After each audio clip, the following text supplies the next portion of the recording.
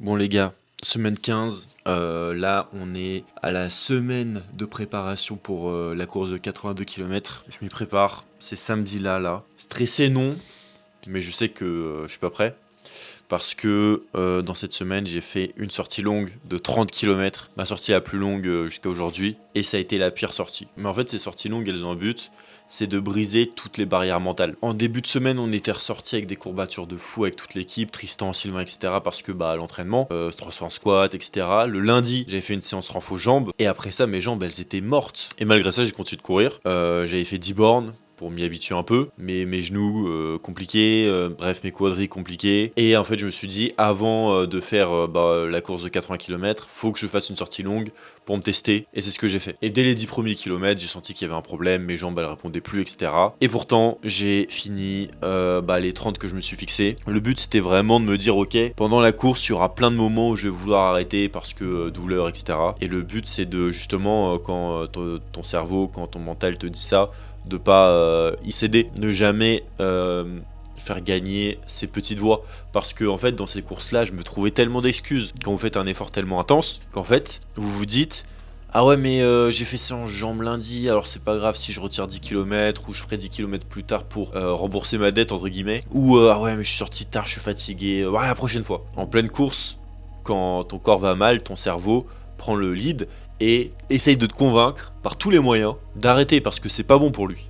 C'est pas bon, lui il veut juste se reposer, il dit oula attends ça fait mal là, arrête tout. Et c'est dans ces moments là en fait faut briser cette barrière mentale, c'est le mieux à faire. Et en fait si on s'entraîne pas à faire ça au quotidien, le jour où on est confronté à vraiment une douleur intense, à un effort intense, c'est pas dans ces moments-là que ça va arriver en fait votre mental de surhumain. On peut avoir des prédispositions à ça, et je pense que j'en fais partie. Après ça se travaille, c'est comme tout, ça se travaille. Même le mental ça se travaille. Bref, ça fait du coup avec ça une semaine à 66 km. J'ai trouvé un spot pour faire des montées. En fait je fais Hamtaro.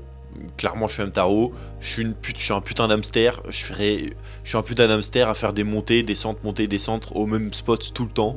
Alors c'est sûr c'est pas ce qu'il y a de plus fun, mais ça m'entraîne bien à descendre, parce que c'est mon point fort, finalement de descendre correctement. J'ai lu les commentaires aussi de la dernière vidéo de Yox qui disait que en fait à m'entendre on pouvait penser que les 20 km pouvaient sembler abordables, etc. C'est vrai qu'en fin de compte il n'y en a pas beaucoup qui le font, et je rends ça abordable parce que moi je commence vraiment à m'entraîner à la course longue depuis 1 mois et demi, 2 mois, voilà, et que j'ai un poids, je suis gros quoi pour un coureur. 91 kg c'est pas non plus un poids plume, encore moins quand on fait 105. Mais voilà, c'est possible les gars, en sortie longue, en fait faut y aller petit à petit. C'est sûr que là je grille quelques étapes, c'est vrai que je grille quelques étapes, mais bon. Ouais, ça m'a mis en confiance de faire ces courses là, parce que certes c'est même pas la moitié de ce que je devrais faire samedi, mais au moins voilà, je sais ce que c'est que de courir dans des conditions extrêmes, dans un état extrême, avec un peu de dénivelé, très loin de ce que je vais devoir faire. Mais voilà, j'ai vraiment hâte d'y être là. J'ai vraiment hâte d'y être, de me confronter. En plus j'y suis allé sans gel, sans nourriture, que de l'eau. Et encore au bout de 10 km j'avais plus d'eau.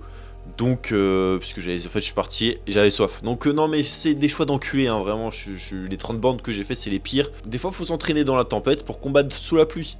Voilà, c'est un truc bateau. C'est l'art de la guerre. Voilà, c'est l'art de la guerre pour les fans de développement personnel. Là, Sun Tzu, l'art de la guerre.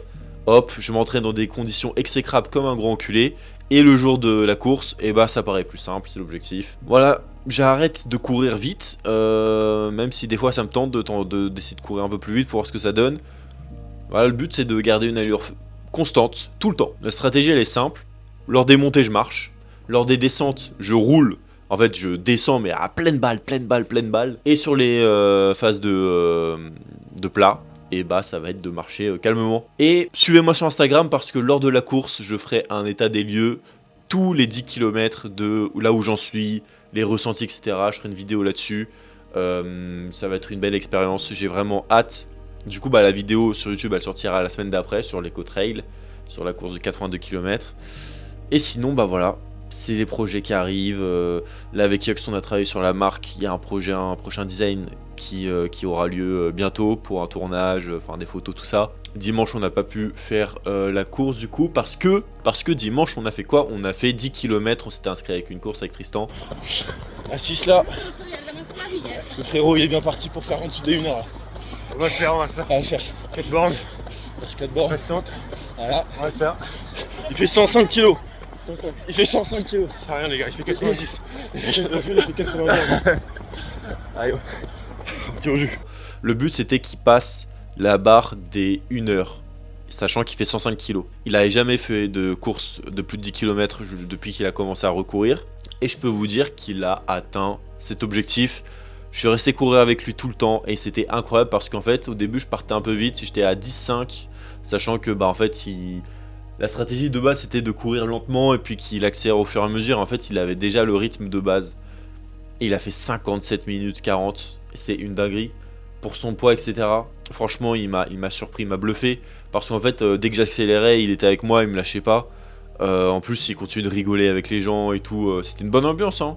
Voilà, je cours jamais en course, je crois que c'était ma première course en vrai. Tristan, je pense qu'il y a un déclic qui s'est fait en lui parce que ça lui faisait peur un peu ces longues distances, etc. Il se pensait pas prêt. Et en fait là il s'est rendu compte qu'il en était capable, qu'il était prêt parce qu'il s'entraîne. Et que en plus si à 105 kg il est capable de faire ça, j'imagine pas ce qu'il pourrait faire à 95-100 kg, tu vois. Donc voilà. Voilà la semaine, petit récap tranquille, vidéo lente parce que je laisserai plus de place à la vidéo qui suivra, c'est-à-dire l'éco-trail. Fixez-vous des objectifs de baiser, brisez vos barrières mentales, vous mettez pas de limites, ne vous fixez jamais de limites, et c'est parti les gars. Passez une bonne semaine, à la semaine prochaine.